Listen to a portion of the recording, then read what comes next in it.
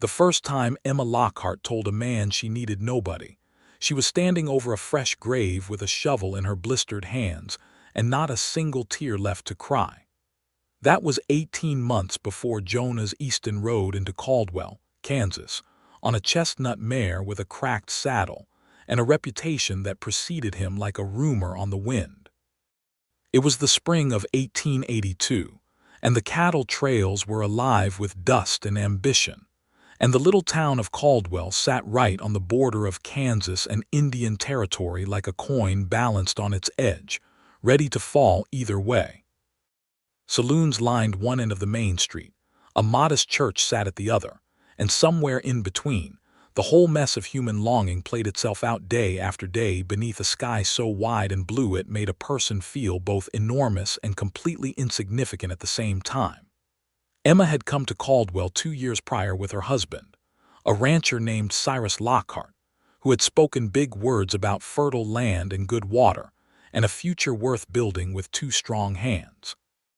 Cyrus had been a decent enough man, not cruel, not particularly tender either, but solid the way a fence post is solid, useful, dependable, and not much for conversation.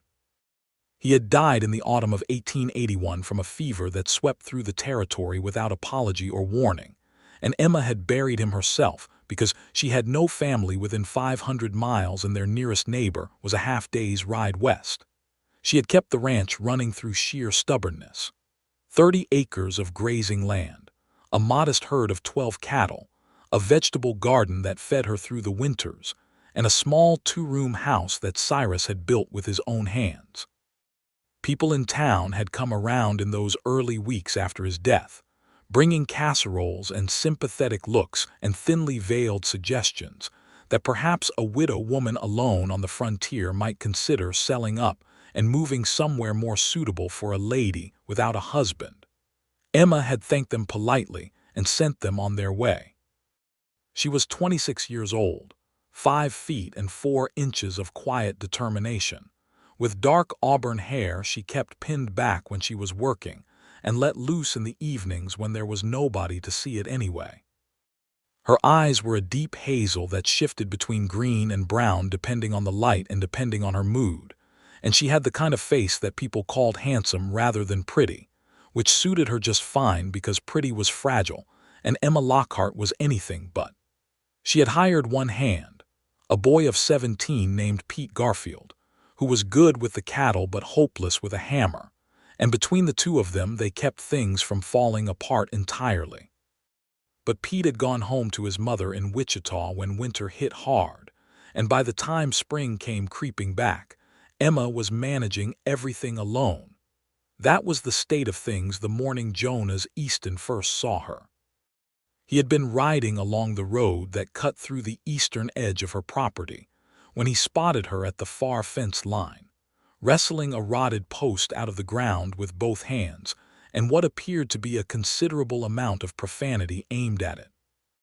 His mare slowed on her own, the way horses sometimes do when they sense their rider has gone still with surprise, and Jonas sat there a moment longer than was strictly polite, watching this woman fight that fence post like it had personally offended her entire family line.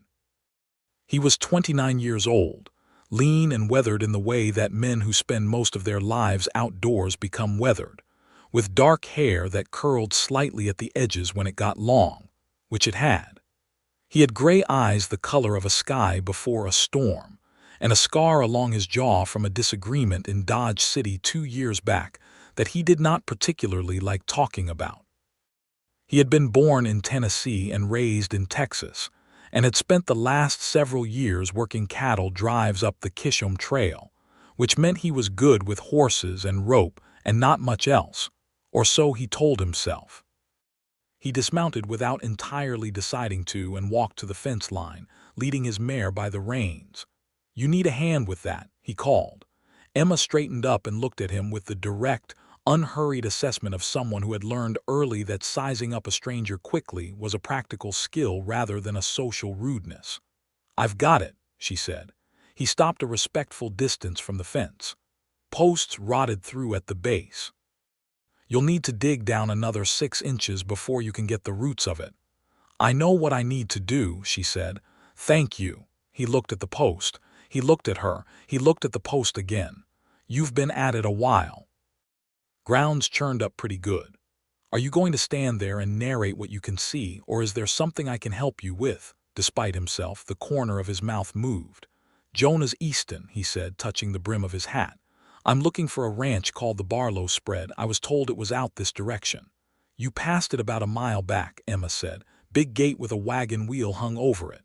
Obliged. He gathered his reins. He took one step back toward the road and stopped. The post was listing at a truly unfortunate angle, and the woman was looking at it with a set to her jaw that told him she was about to wrestle it again whether it cooperated or not. Ma'am, I've pulled 100 of those. It would take me 3 minutes. Emma put one hand on her hip. I don't need help. I know, he said, which surprised her enough that she blinked. But I've got 3 minutes before the Barlow Spread runs out of patience, and I'd be riding past something that bothered me for the rest of the day. So you'd actually be doing me a favor. She studied him a moment longer. He stood there without fidgeting, without pressing, just waiting with that mild look on his face that wasn't quite a smile and wasn't quite neutral either. Fine, she said, and stepped back. He tied his mare to the working portion of the fence and rolled up his sleeves and took up the shovel she'd been using and dug down the 6 inches he'd talked about with the practiced efficiency of someone who had done it exactly as many times as he'd claimed. The rotted post came up with a sucking groan, and he carried it clear of the hole and set it aside without ceremony. New post? He asked. She pointed to where she'd laid one against the fence. He sank it, tamped the earth down, tested it with both hands. It held solid. The whole operation had taken less time than his estimate. He picked up his hat from where he'd set it on the fence rail and settled it back on his head. Thank you, Emma said, and she meant it, even if she said it the same even way she said most things. Any time, he said, and walked back to his mare and rode on down the road toward the Barlow Spread. She watched him go longer than she intended to, then turned back to her fence line with a small frown aimed at nobody in particular. She did not expect to see him again. She was wrong. The Barlow Spread turned out to be looking for a permanent hand rather than seasonal work, and since Jonas had been considering settling somewhere for a spell anyway, he took the position. This meant he rode past Emma Lockhart's property every single morning when he was heading into town for supplies or errands on Barlow's behalf, and every single evening when he was heading back. The first week, he nodded from the road if he spotted her. She nodded back with the careful civility of someone who was being polite but not encouraging. The second week, he stopped at the gate when he saw her struggling with a length of wagon wheel that had come loose, and he fixed it in 10 minutes with tools he had in his saddlebag. And she gave him a cup of water from the well, and they stood in comfortable silence for a moment before he tipped his hat and left. The third week, a spring storm came through that knocked down a section of her roof over the small barn, and Jonas saw it from the road and stopped without being asked and spent the better part of an afternoon up there nailing boards back into place, while Emma stood below and handed things up and pretended she was not watching the way he moved with easy, competent confidence across the slope of the roof. You don't have to do this, she said, when he came down for the third time for more nails. I know, he said, in exactly the same way he'd said it the first day, and she felt something shift slightly in her chest, some tight thing that had been drawn up like a knot beginning to loosen the smallest fraction. She brought him supper that evening, cold beef and bread and coffee, and set it on the porch railing without fanfare. He sat on the step and ate it with genuine appreciation, and they talked for the first time as something other than near strangers exchanging pleasantries. He asked about the ranch, not with the probing curiosity of someone assessing its value, but with the genuine interest of someone who liked land and liked the stories land held. She told him about Cyrus, plainly and without dramatizing it, the way she'd come to tell it in her own head, a fact of her life, neither the worst thing nor the best. 18 months alone out here, he said, not as a question or a judgment, just as an observation. About that, she said, That's hard. Lots of things are hard, she said. It doesn't mean they can't be managed. He looked at her with those gray eyes that had a way of taking their time. You're the most self-sufficient person I've met in a long time, he said, maybe ever. I needed to be, she said simply. He nodded slowly. What happened to your ranch hand, Pete, you mentioned? Went home to Wichita. His mother took ill. She paused. I've been meaning to find someone else, but the right person hasn't come along. He was quiet a moment. The evening light was doing something extraordinary over the prairie, spreading itself out in shades of copper and rose that made even the scrubby grass look like something worth painting. I'm only hired out to Barlow through the end of the season, he said, not quite casually. Emma looked at him sideways. He was staring straight out at the horizon with an expression of absolute innocence. Is that so? She said. June, maybe early July at the latest. And then I'd be looking for the next thing, he said, and finally turned to look at her with something that was probably honesty and definitely something more than professional interest. She held his gaze for a long moment. I'll think about it, she said, and she collected the empty plate and the cup and went inside, and Jonas Easton rode back down the road to the Barlow spread in the warm purple dark, feeling considerably lighter than he had in a long time. He kept stopping on his way past. The pretense of needing a reason dissolved sometime around the 4th week, when he simply pulled up to her gate one afternoon and called out, and she came out of the barn with straw in her hair and oil on her hands from some piece of equipment she'd been working on, and he said, I've got an hour before I have to be back. And she said, well, the coffee's hot, and that was that. They talked about everything, and nothing in the particular way of two people who are very carefully circling something they are not yet ready to name. He told her about the cattle drives, about sleeping under stars in the Indian Territory, about the particular philosophy that develops in a man who spends months moving slowly through enormous empty country. She told him about growing up in Ohio, about coming west because Cyrus had had a dream and she had found something appealing about a dream that was bigger than herself, about the moment after he died when she had stood in the silence of the empty house and understood with perfect clarity that she was completely on her own. Were you scared? He asked once. Terrified, she said, without missing a beat. But scared doesn't change the fence posts that need replacing. He smiled at that, a full smile that changed his face entirely, and she found herself recording it somewhere private inside herself without quite meaning to. In May, there was trouble in town. A man named Harlan Voss had been buying up land along the eastern edge of the territory with the aggressive cheerfulness of someone who believed every inch of it would eventually be his, and he had set his sights on Emma's 30 acres with particular persistence. He had sent 2 men to her door with an offer in March. She had turned it down. He had sent the same 2 men again in April with a higher number, and she had turned that down too. In May, he came himself. Emma was in the garden when she saw the wagon coming up the road with Harlan Voss sitting on the seat like he owned everything he was looking at, which he intended to.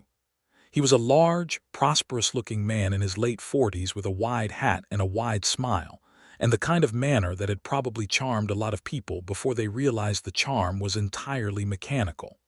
Mrs. Lockhart, he said, climbing down with the ease of a man who assumed a welcome. Beautiful morning for a conversation. Mr. Voss, she said, setting down her trowel and standing up, brushing dirt from her gloves. I believe I've already given you my answer twice. And both times I think perhaps you were hasty, he said pleasantly, as if her refusals had simply been a kind of opening negotiation. I'm prepared to offer you a figure that would set you up very comfortably in town. A woman alone, managing all this, he gestured expansively at the ranch. It's admirable, but it's not sustainable. Be reasonable. Something went very still in Emma's expression, the way water goes still before it freezes. I am being perfectly reasonable, she said. This land belongs to me. I am not selling it. Good day, Mr. Voss. Harlan Voss stopped smiling. Underneath the charm there was something harder and less pleasant that showed itself now.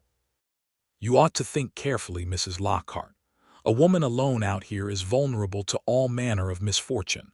Fences go down, wells run dry, cattle wander. The implication hung in the air between them like smoke. "Are you threatening me?" Emma asked. "I'm offering you perspective," he said, and climbed back up to his wagon seat and drove away. Emma stood in her garden for a long moment after the dust settled, feeling something cold move through her that was equal parts fear and fury. Then she went back to her trowel because that was what you did. She told Jonas about it that evening when he stopped on his way back to Barlow's. She told it plainly, factually, without dramatizing it, and watched his face while she did. He listened without interrupting, which she appreciated, and when she finished he was quiet for a beat. "Voss has been doing that up and down this stretch of the territory," he said. "Barlow told me about it. 2 families sold out to him last autumn. He gets what he wants one way or another." "He's not getting this," Emma said. "I know," Jonas said, and there was something in the way he said it this time, softer than usual, that made it feel less like an observation and more like a declaration. He looked at her. She looked at him. "You should let the sheriff know," he said. "I was going to. And you should let me know if he sends those men around again."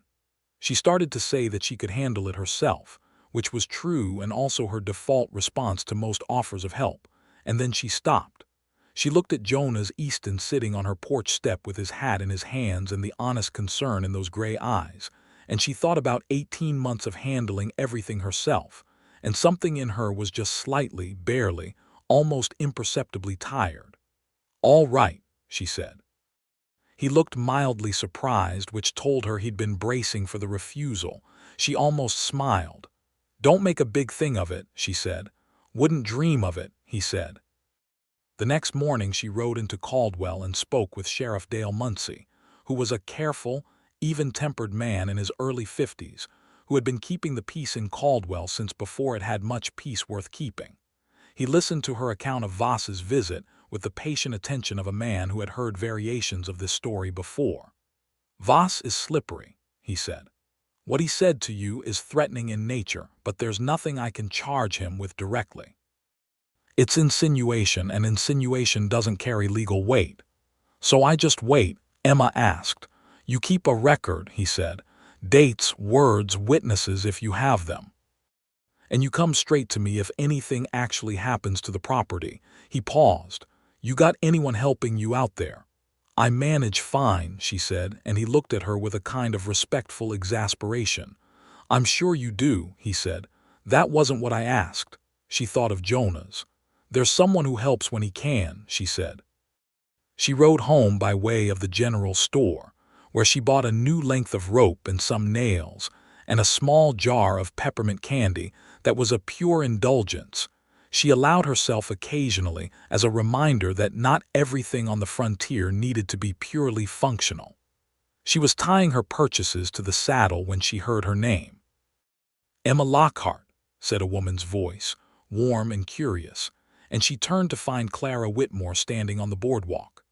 Clara ran the town's one-dress shop, which sounded delicate but was not, because Clara Whitmore was the least delicate person Emma had ever met. A big-hearted, sharp-tongued woman of 32 who had come west from Missouri with her late husband's savings and built something entirely her own. Clara was the closest thing Emma had to a friend in Caldwell, which was saying something, because Emma did not accumulate friends easily. "I heard Harlan Voss came calling," Clara said. "News travels fast," Emma said. "News always travels fast here, you know that." Clara fell into step beside her without being invited, which was very much her way. "What did you tell him?" "The same thing I've told him before." "Good." Clara glanced at her. "I also heard Jonas Easton has been spending considerable time at your property." Emma kept her expression entirely neutral, which required some effort. "He helps with repairs." "He does," Clara said, in a tone that suggested the repairs were the least interesting part of that sentence. "He's been asking about you in town, you know, not in an intrusive way, just asking, like a man who's interested in knowing more." "He's a good neighbor," Emma said. Clara looked at her with the particular patience of someone waiting for a better answer. "He's employed by Barlow," Emma added. Until June, Clara said, from what I understand. Emma stopped walking and looked at her friend. Clara, Emma, Clara said back with exactly the same intonation. I am not in the market, Emma said carefully, for someone to need. Clara tilted her head slightly. Maybe that's not the question, she said more gently. Maybe it's not about what you need. Maybe it's about what you want. Emma stood on the dusty boardwalk in the May sunshine and looked down the street of Caldwell, past the saloon and the livery and the barber shop and the neat little church with the white painted steeple, and she was quiet for a moment. I'm doing fine, she said. I know you are, Clara said. You were doing fine before Cyrus too, in your own way. That's not really the point, is it? Emma mounted her horse. I'll see you Sunday, she said, and rode home. But Clara's words followed her the 12 miles back to the ranch, the way inconvenient true things have a habit of doing. She did not see Jonas for 3 days, which was unusual enough that she noticed it, which was itself unusual enough that she thought about it. On the 4th day he appeared at her gate mid-morning, and she was so straightforwardly glad to see him that she was briefly irritated with herself. Barlow had me up at the north pasture, he said by way of explanation, and she realized he'd known she might wonder and had offered the information without her asking, which was thoughtful in a way that she felt somewhere she usually kept carefully insulated. I wasn't worried, she said. I know, he said with that look. They fixed a section of her irrigation channel that afternoon. It was quiet, practical work, and they fell into the rhythm of it side by side, handing tools, sharing the work without needing to discuss who would do what, moving around each other with the unconscious ease of two people who have simply gotten used to being in each other's space. At some point Jonas looked over and caught her looking at him, and for once she did not look away quickly. Neither did he. The moment stretched out long and warm in the May afternoon, with the prairie around them and the irrigation water moving quiet and steady through the channel, and a meadowlark somewhere in the grass singing something cheerful and uncomplicated. Emma, he said. Don't, she said, not unkindly. He closed his mouth. He went back to the work, but after a while he said quietly, Can I ask you something? You can ask. Why do you fight it so hard? She was silent for long enough that he probably thought she wasn't going to answer. She pressed the packed earth around the channel edge smooth with her palm. When Cyrus died, she said finally, the thing that surprised me most was that I was all right. I mean, I was sad and it was hard and it was lonely, but I was all right. I could do it. I could do all of it. And I realized that everything I'd told myself I needed companionship, partnership, someone to share the load, I was managing without all of it. She paused. It's a strange thing to discover that you don't need the things you thought you needed. It changes how you look at your own life. He listened to all of this without moving. But managing without something and not wanting it, he said carefully, those aren't the same thing, are they? She looked up at him. His gray eyes were serious and clear and entirely without manipulation. No, she said after a moment. They're not the same thing. He nodded slowly and went back to packing the earth and didn't push any further, and somehow that restraint was more persuasive than anything else he could have said. In June, Voss moved from insinuation to action. Emma found her fence cut in 2 places one morning, the wire dragged back in a way that could theoretically be explained by an animal but wasn't. 3 of her cattle had wandered through onto the road during the night and were grazing a 1/4 mile away when she found them. She rounded them up and fixed the fence and rode to town and told Sheriff Muncie, who recorded it carefully and looked grim. I'll have a word with Voss, he said. A word won't help, Emma said. Probably not, Muncie agreed, but it establishes a record. She rode home past Barlow's spread, and without quite planning to, she turned in at the gate and asked for Jonas. He came out of the barn with a look on his face that shifted when he saw her expression. What happened? He asked. She told him. He listened. His jaw tightened once and then went deliberately still. I'll come by tonight, he said, and tomorrow morning early. Someone should check that fence line properly. Jonas, you do the same for me, he said, which so completely short-circuited her usual refusal that she just looked at him. Would I? She said, because she was honestly curious. Yes, he said with complete certainty, and she thought about it and decided he was probably right. He came by that evening and walked the full fence line with her in the fading light, checking every post and every wire with methodical care. They walked mostly in silence, and it should have been awkward, this level of quiet between two people who still hadn't said directly what was obviously there between them, but it wasn't. The silence fit them easily by now. "My contract with Barlow ends in 3 weeks," he said, when they'd come all the way around and were back at the gate. Emma stopped walking. "I know." He turned to face her, and the last light was behind him, and she could see him clearly anyway because by now she knew his face well enough to read it in any light. "I'd like to stay," he said. "In the area, I mean. I'd like to help you with this place, as hired help or however else you'd want to call it." "As hired help," she repeated. "To start," he said. Emma Lockhart, who had buried her husband with her own hands and kept a ranch running alone through a prairie winter, and told 3 different people 3 different times that she didn't need anyone's help, looked at Jonas Easton standing at the gate of her property in the June twilight, and felt something she had been very carefully managing to keep tamped down rise up anyway. "I pay fair wages," she said. Something warm moved through his expression. "I know you do," he said. "You can start the 1st of July, she said, and turned and walked back to the house, and did not let him see her smile until her back was to him. He was there on the 1st of July with his horse and his saddle and a single pack of belongings that fit into one roll, which told her something about the kind of life he'd been living, and they fixed up the small room off the barn that had been built for a hand and would serve the purpose. Living in such proximity changed things in both subtle and obvious ways. They shared the work with an efficiency that surprised even Emma, who had not expected the particular satisfaction of having someone who was not only useful but actively skilled in the things she was not.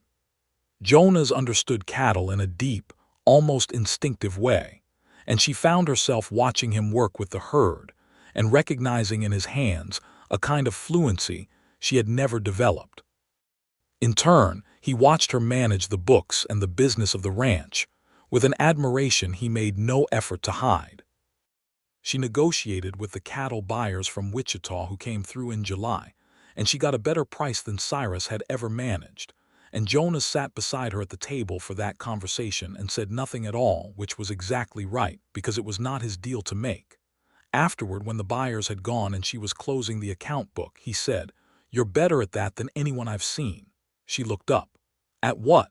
"Reading people. Knowing what they want to hear and what they actually need." She considered this. "I grew up poor enough that I learned to pay very close attention to people who had what I needed," she said.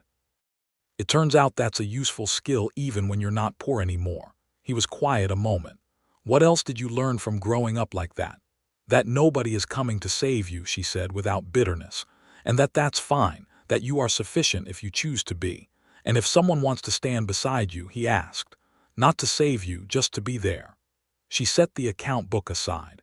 The evening light was coming through the window in a warm slant, falling across the table between them. "I'm learning," she said, "to think about that differently." Jonas looked at her across the table with those clear gray eyes, and he reached out and set his hand on the table, not touching her, just there. She looked at his hand. She looked at him. She set her hand on the table too and moved it the small distance until her fingers rested against his. Neither of them said anything. The evening went on doing its extraordinary prairie things outside the window, spreading color and light across the enormous sky. And inside the quiet house, 2 people sat very still and very close with their hands barely touching, and let the significance of it settle around them like something they'd both been waiting a long time for without quite knowing it. In August, Harlan Voss escalated.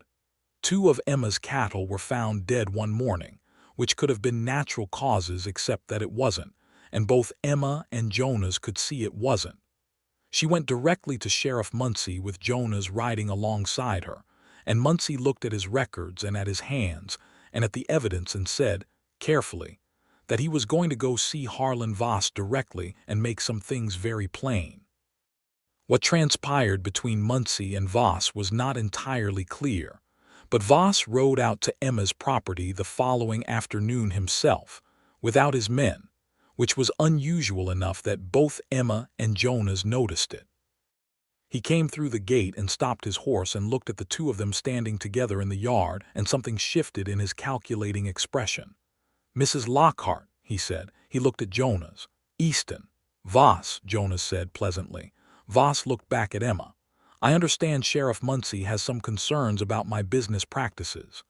"Do you?" Emma said. "I also understand," he said with a glance at Jonas, "that you have some additional support around the property these days." "Mr. Easton works for me," Emma said. Voss turned his hat in his hands, a man recalculating. His type, Emma had decided, operated on the principle of least resistance. He pushed where it was soft and moved on when it wasn't. He had been hoping she was soft because she was a woman alone. She wasn't soft, and now she wasn't alone. "I'd still like to buy the land," he said, "but the edge was gone from it." "And I'd still like to keep it," Emma said.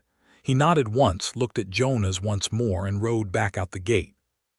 She watched him go and did not feel triumph exactly. That felt too large for what this was. It was smaller and more solid. It was just good. "He won't stop trying," Jonas said beside her. "No," she agreed. "But he'll try more carefully now." She glanced at Jonas. "Thank you." "For what?" he said. "I was just standing here." "You were," she agreed, and there was something in the way she said it that made him look at her quickly, something that sounded like she meant considerably more than the surface of the words. "Emma," he said. "Jonas," she said back, and the way she said it was different from usual, softer, opening a door she'd been standing in front of for a long time. He stepped closer. She did not step back. "I need to tell you something," he said. "And I want to say it plainly." "All right," she said.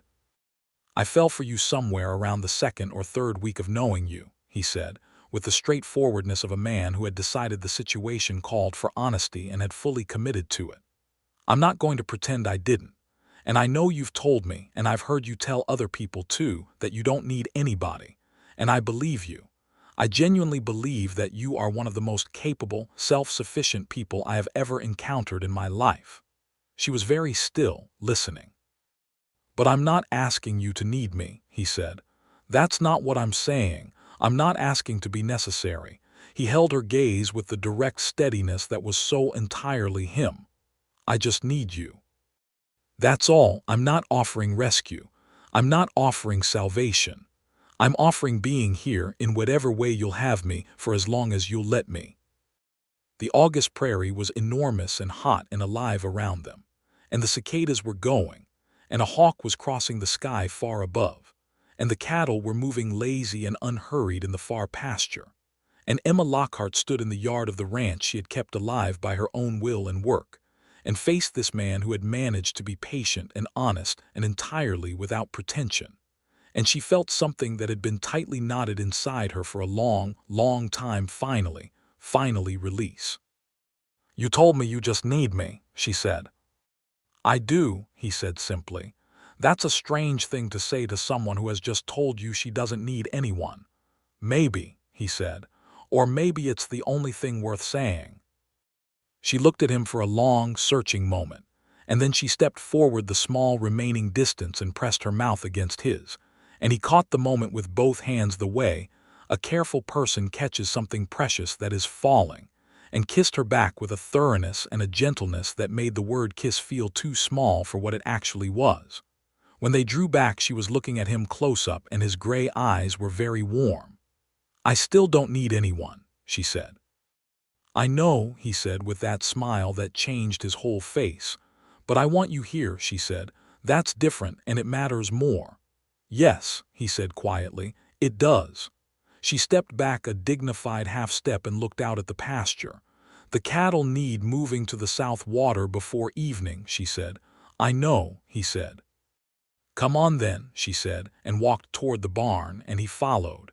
And between them in the August heat was something new and bright and solid, something that had been built as carefully as a good fence, post by post.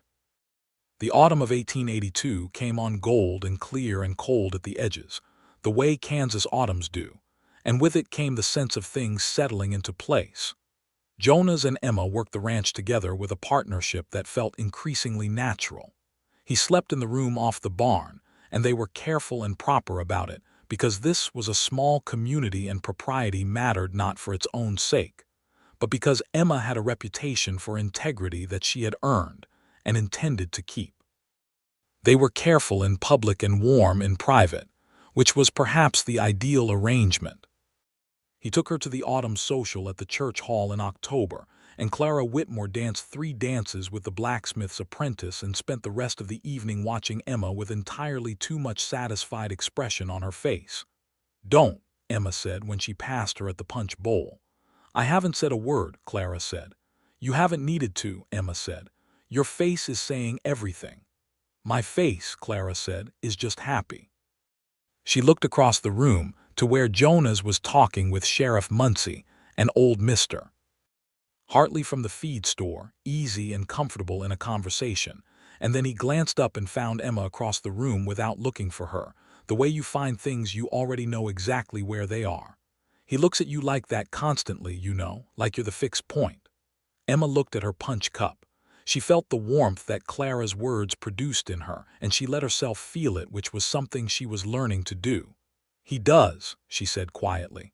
"Are you happy?" Clara asked, without the arch tone this time, genuinely. Emma thought about it with the seriousness it deserved. She thought about the ranch and the work and the coming winter and the cattle and the ongoing Voss situation, which had gone quiet but not resolved, and she thought about Jonas. "Yes," she said, "I am." In November, Jonas asked her to marry him. He did it in the most understated way imaginable, which was entirely in character. They were mending tack in the barn in the evening with the lamp burning between them and the smell of leather and oil and cold air seeping in at the door, and he set down the bridle he was working on and said, "Emma, I'd like to ask you something." She looked up. The lamplight made his face all gold and shadow. "I know what you're going to say," she said. "Do you?" "Probably." He was quiet a beat. "What am I going to say?" She looked at him steadily. "You're going to ask me to marry you." He nodded slowly. And I'm going to say yes," she said. He was quiet for another moment. "You could have led with that." "I wanted to let you get through the asking," she said. "It seemed important to you." He laughed then, the full, genuine laugh that she had collected along with the smiles, all the pieces of him she had been gathering without entirely planning to. "Emma Lockhart," he said, "will you do me the honor of marrying me?" "Yes, Jonas Easton," she said. "I will." They were married in December, in the little white-steepled church at the end of the main street in Caldwell, with Sheriff Muncie and Clara Whitmore and old Mr. Hartley, and a fair portion of the town present, because word had gotten around, and people in small towns take a certain proprietary pleasure in watching something go right. Emma wore a blue dress that Clara had helped her alter from something she already owned, and she had her hair up and then partway down because Jonas had said once, in passing and without any apparent design, that he liked the way it looked when it was loosened a little, and she had remembered that. She did not carry flowers because it was December and the prairie was brown and cold, but she carried herself with that particular straight-spined dignity that was very much hers. Jonas wore his best shirt and a jacket that he had purchased specifically for the occasion from the dry goods store, and he looked at her when she came down the short aisle with an expression that made Clara reach sideways and squeeze her husband's arm without being aware she was doing it. The vows were the standard ones of the time and place, spoken before reverend aldermen with the sincerity of people who understood the weight of the words they were saying.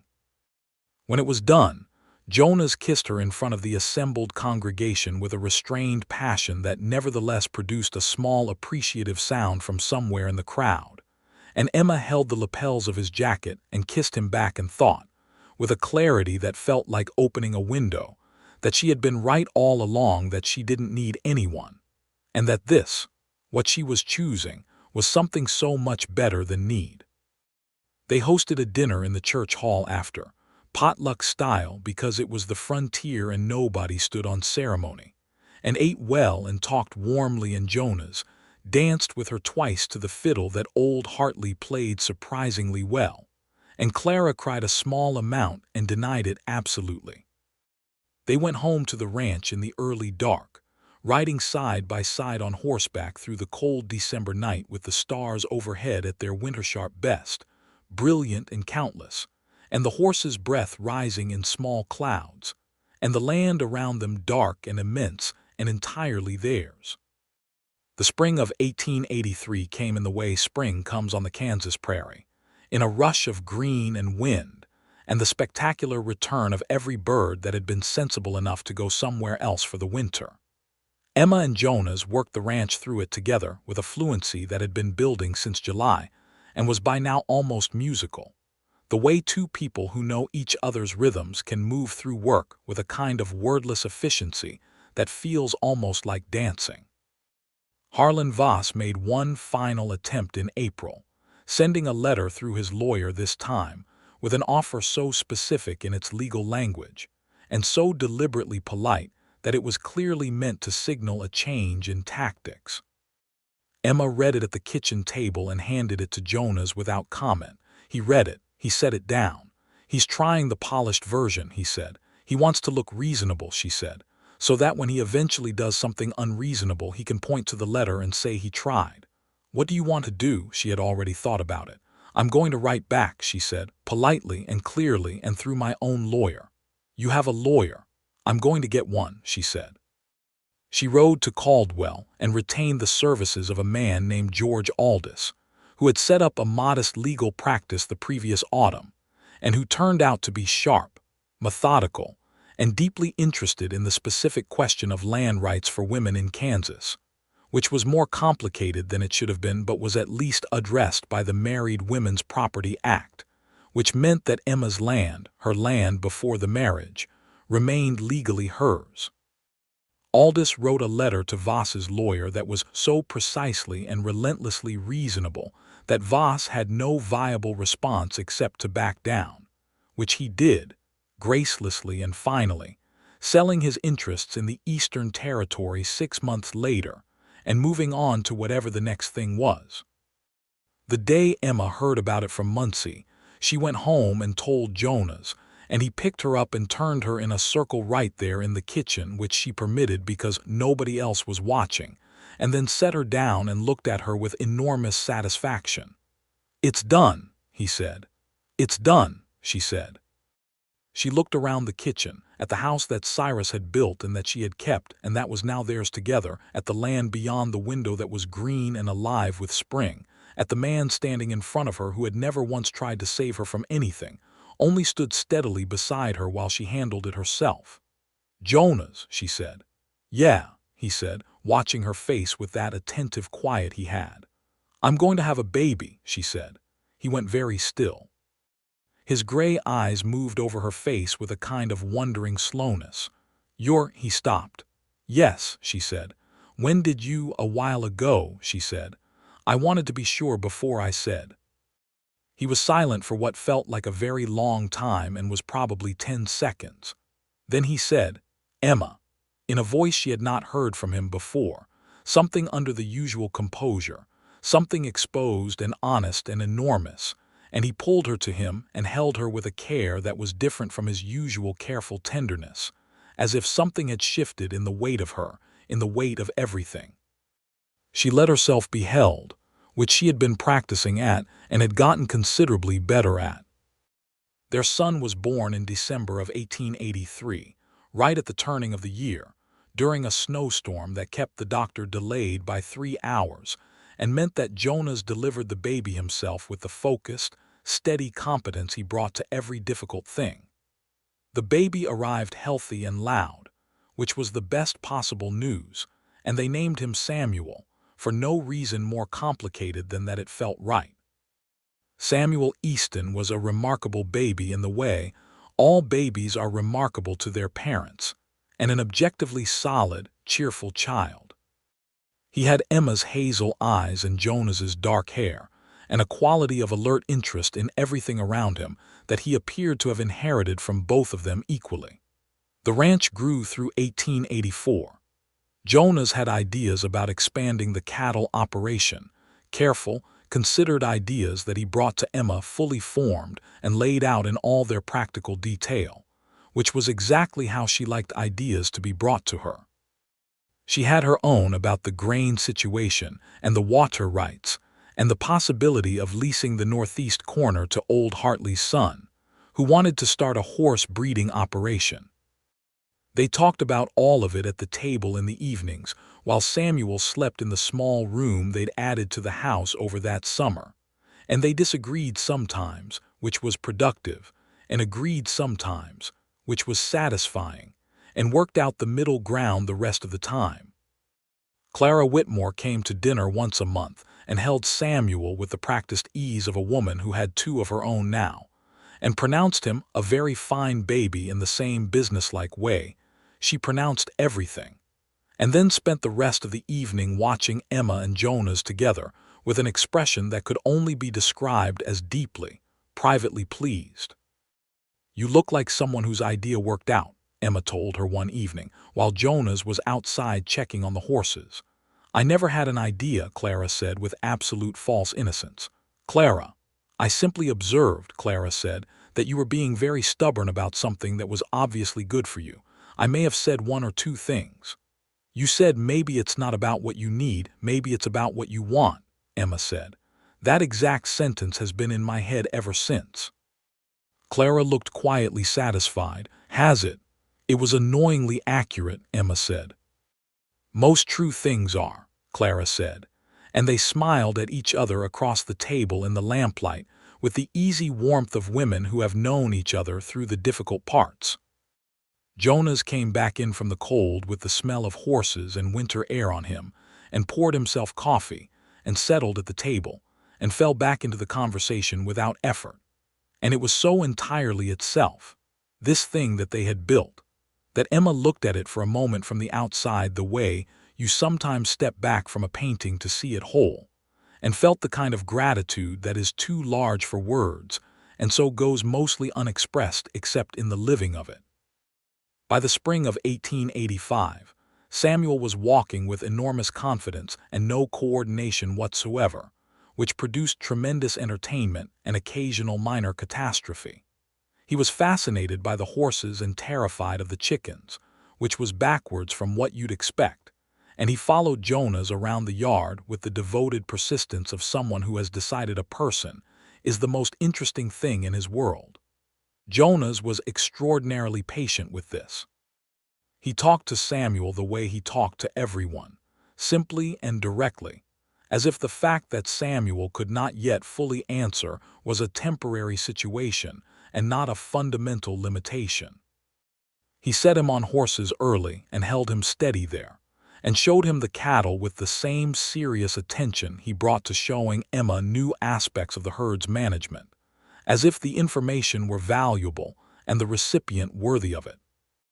Emma watched this from the porch one afternoon in the spring, Jonas walking the yard with Samuel on his hip, pointing at things and naming them, the baby's head bent close to his in concentrated attention, and she felt something that she would have had difficulty articulating but that lived in her chest warm and permanent as a hearthstone.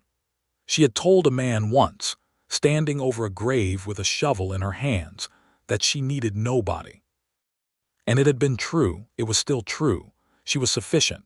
She had always been sufficient, but Jonas had never asked to be needed. He had only wanted to be there. And there was a profound difference between those two things that she understood now in her bones in a way she hadn't understood it before. The difference between a cage that looks like support and a hand extended freely that you can take or not as you choose. She had chosen. She thought about that sometimes, the choosing. Not the needing, but the wanting. The specific, deliberate decision to let someone in, not because you can't manage without them, but because the world is fuller and warmer and richer with them in it, because their presence adds something that the absence of it would genuinely diminish, not because you couldn't survive the diminishment, but because you shouldn't have to. Jonas looked up from across the yard and caught her watching, the same way he always seemed to know where she was, and his face did that thing it did, that steady, warm, particular thing that was entirely for her, and she gave him back the small, clear smile that was entirely for him. Samuel chose that moment to grab Jonas's hat and put it on his own head, where it fell immediately down over his entire face, and Jonas's expression shifted into that full laugh, and Emma's smile widened on its own without her deciding to, because joy is contagious, especially the kind you are most invested in. The summer of 1885 brought a drought that hit the surrounding territory hard, but spared them the worst of it because of the water management decisions Emma had made the previous year, routing their supply from a secondary source that held when the others dropped. Other ranchers came to them for advice and sometimes for water, and they gave both freely because that was how things were done on the frontier when you had something and others didn't. You shared it, because the situation could always reverse. Among those who came was a man named Abraham Cole, who ran 40 acres 3 miles east and who had 3 children and a wife named Martha who was as tired as a person can get without actually stopping. And Emma fed them all on more than one occasion and helped Martha with the younger children, while Jonas and Abraham worked on getting the Coles irrigation modified. "You didn't have to do all this," Martha Cole said one afternoon, sitting at Emma's kitchen table with her youngest on her lap and a cup of real coffee in her hand, the first she'd had in a week. "Neither did you when I was getting started here," Emma said, which wasn't entirely accurate but was true in spirit, because women on the frontier helped each other in the small accumulated ways that don't make for dramatic stories but do make for survival. Martha looked around the kitchen, at the comfortable order of it, at the evidence of a life that was functioning and more than functioning, that was genuinely good. "You two have built something real out here," she said. "We have," Emma agreed, with a simplicity that was not modesty and not pride but something plainer than either. By the autumn of 1885, the ranch was carrying 40 head of cattle. The northeast corner leased to young Hartley was producing modest but reliable income, and Emma's account books showed a trajectory that made her genuinely quietly proud. She had come to this land with a husband who had a dream, and she had turned it into something that was entirely hers, and then chosen to make it theirs. On a clear October evening when Samuel was asleep, and the last of the harvest light was fading purple over the prairie, Jonas and Emma sat on the porch steps the way they had sat the very first evening he had eaten supper there, before any of it had been decided. He had his arms around her from behind, and she was leaning back against him with the ease of something that has been practiced into perfect comfort, and they were watching the sky do its last brilliant things. "I've been thinking," he said. "About what?" "About staying," he said. "I know that's not news, but I mean forever, not hired hand, not just married, not even just this place." He paused. "Roots. I've never put down roots anywhere." She turned her head slightly to look at him. "What does that look like to you?" "This," he said simply. "Exactly this, but knowing it's not going to change, that this is the thing that doesn't move." She was quiet, watching the sky.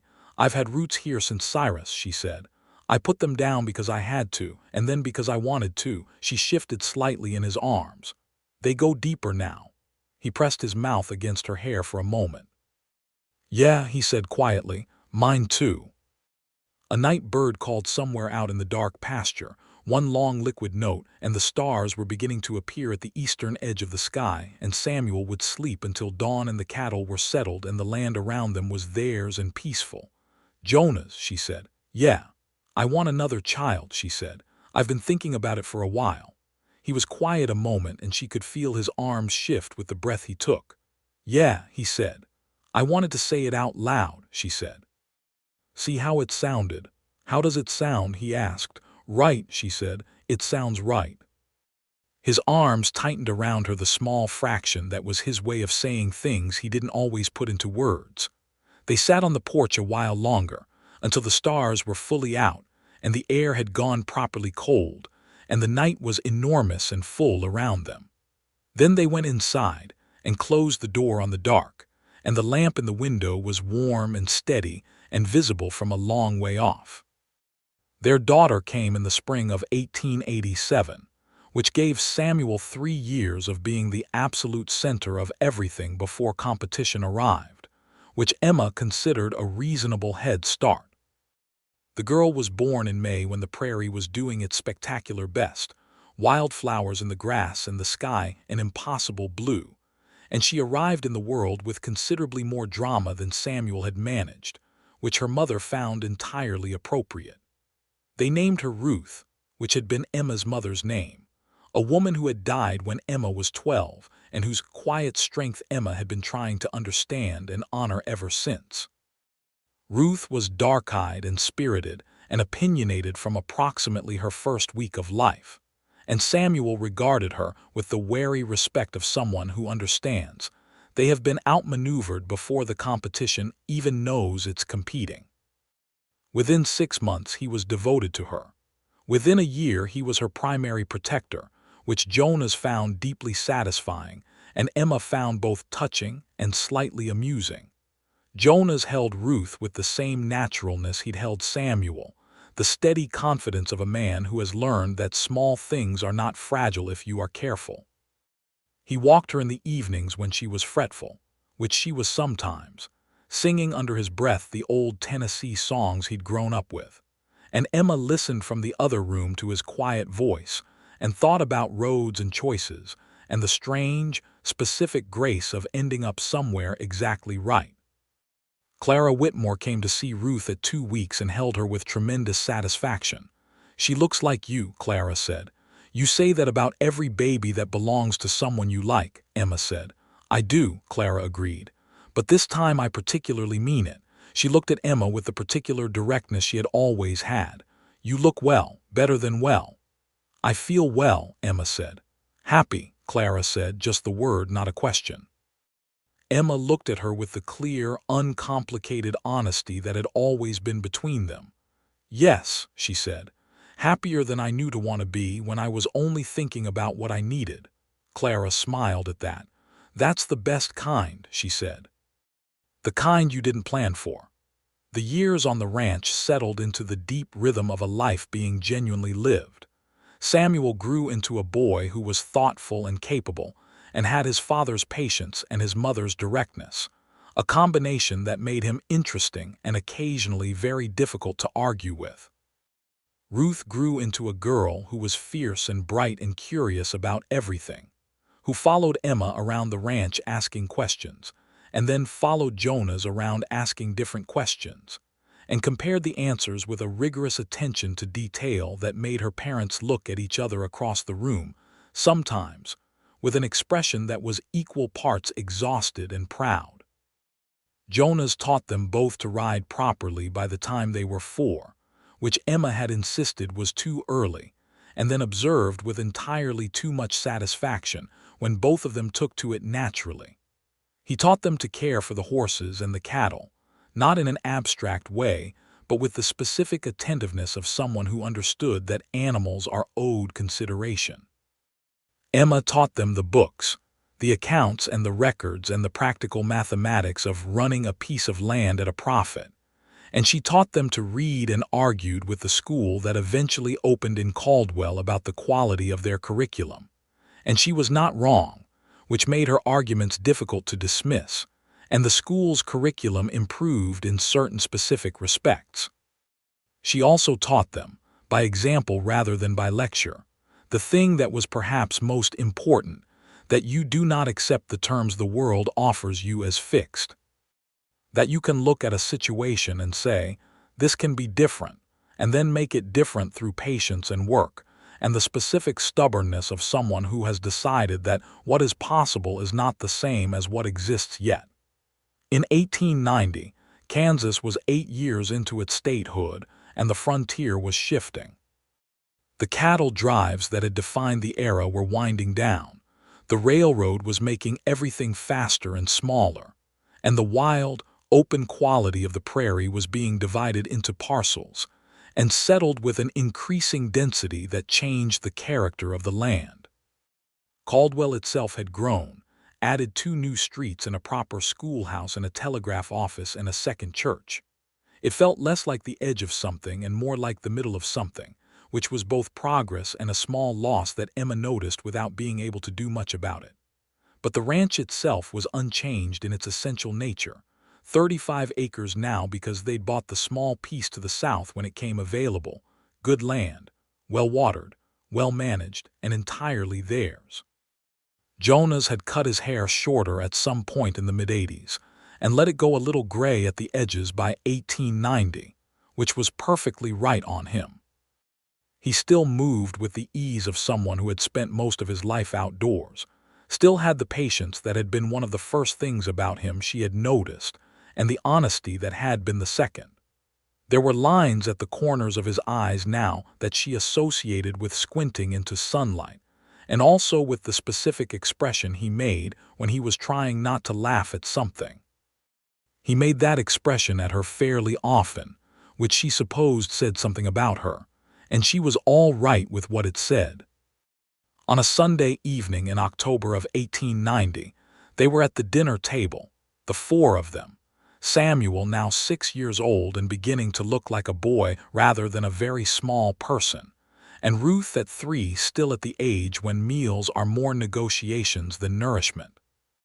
Jonas had told some story about the cattle that made Samuel laugh, and Emma was trying to convince Ruth that the parsnips were fine, and Ruth was declining to be convinced with the polite but final certainty of someone who has made up her mind. Jonas looked across the table at Emma in the middle of all of it, through the noise and the warm lamp light and the particular beautiful chaos of an ordinary evening, and he had the look on his face that she knew exactly, that steady, clear, particular look. She looked back at him. He didn't say anything. He didn't need to. 8 years of building this had made a language between them that existed below words, in glances and the way they moved around each other and the small familiar gestures that were theirs alone. She knew what the look said. It said, this. All of this. Still, she gave him the small, clear smile back. Ruth chose that moment to be convinced about the parsnips after all, apparently on her own terms and her own schedule, and Samuel launched into another story, and the evening went on being itself, warm and full and real. Later, when the children were in bed and the house was quiet, Emma stood at the kitchen window with her coffee and looked out at the dark prairie, which was more familiar to her now than anything had ever been in her life. The shape of the land and the particular smell of the grass in different seasons, and the way the stars looked from this exact place at this exact time of year. Jonas came to stand beside her. He set his coffee on the windowsill and put his arm around her, and they stood there looking out at the dark together. "I've been thinking," she said. "Yeah," he said. "About what I said," she said. "When I told you I needed nobody." He was quiet, listening. "I meant it," she said. "I want to be clear about that. It was true." "I know," he said. "But I've been thinking about what you said back to me," she said. "All those years ago, you said, 'Good, I just need you.'" "I remember," he said. "I didn't understand it then," she said. "Or I understood it with my head but not the rest of me." She paused. "I understand it now." "What do you understand?" He asked, not urgently, just curious the way he was always curious about what she was thinking. "That need isn't weakness," she said. "That's what I thought it was. I thought if I needed someone, it meant I couldn't do without them, which meant they had power over me that I hadn't given them permission to have. But that's not what you meant." "No," he said. "You meant something simpler," she said. "You meant want. You meant that you didn't have an agenda. You didn't need me to be something or provide something or fulfill some idea you had. You just wanted to be where I was." "Yes," he said quietly. "And now I understand that from the inside," she said. "What it feels like to want someone's presence, not because you can't function without it, but because everything is more itself when they're there." He turned his head and looked at her, and she could see his face in the faint light from the window, the gray eyes and the lines and the steady, clear expression. "Emma Lockhart," he said. "Emma Easton," she corrected, which made him smile. "Emma Easton," he said, and the way he said it had all of the years in it, every spring and summer and harvest and winter, every fence post and cattle negotiation and lamplit evening, every sleeping child and drought and difficult decision an ordinary beautiful moment. She leaned her head against his shoulder. Outside, the prairie stretched away into the dark, enormous and enduring, holding the ranch and the land and all the years of work and love and choosing. And the stars overhead were what stars have always been, indifferent and magnificent and providing enough light to see by if you know how to look. "I want another child," she said, and she felt him laugh silently, his shoulder moving under her cheek. "You said that last time too," he said. "And I was right last time," she said. He pressed his mouth against the top of her head. "Yeah," he said, "you were." They stood at the window a little longer, and then put out the lamp and went to bed in the quiet house. And outside the prairie went on being what it was, and the stars went on turning, and the life they had chosen for each other lay ahead of them, full and unfinished and entirely theirs. Their third child arrived in the summer of 1892, a boy they named Thomas, who came into the world in July during a tremendous thunderstorm that rattled the windows and made the horses nervous and lit up the sky in long, brilliant flashes.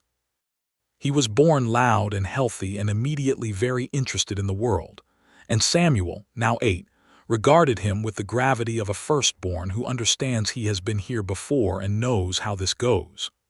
Ruth, at 5, had strong opinions about his name, his sleeping arrangements, and the color of the blanket Emma had made for him, and expressed all of them at considerable length and volume.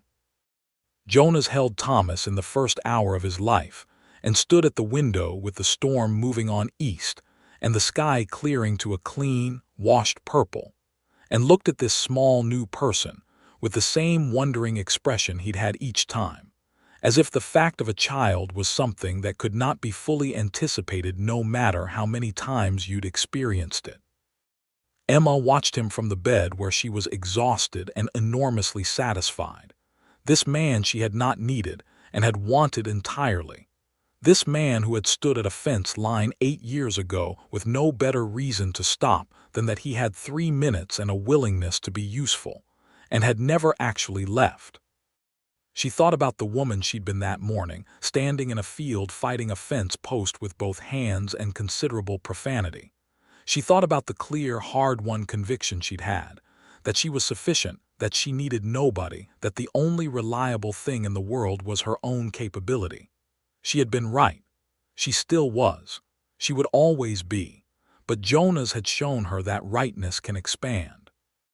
That self-sufficiency and love are not opposing forces but orthogonal ones, running in different directions that need never intersect if you choose it that way, or can cross at exactly the point where you decide to let them. And what is created at that crossing is not dependence and not weakness and not the cage she had feared. What is created is simply this: 2 people who do not need each other, choosing each other anyway freely, every single day. "He's going to look like you," Jonas said from the window. "How can you possibly tell?" Emma said. "The expression," he said. "He's already got your expression. He's 3 hours old." "Your expression doesn't take long," he said, and gave her that smile. She threw a pillow at him with the absolute minimum force required to register a protest and absolutely no intention of actually hitting him. He caught it. Of course he did. "Come here," she said. He came and sat on the edge of the bed, and she took Thomas from his arms and they sat together in the clearing storm light with this new small person between them. And the house around them was full of all 3 of its children and all the years of its building. And outside the prairie was clean and green after the rain, and the cattle were moving peacefully in the pasture.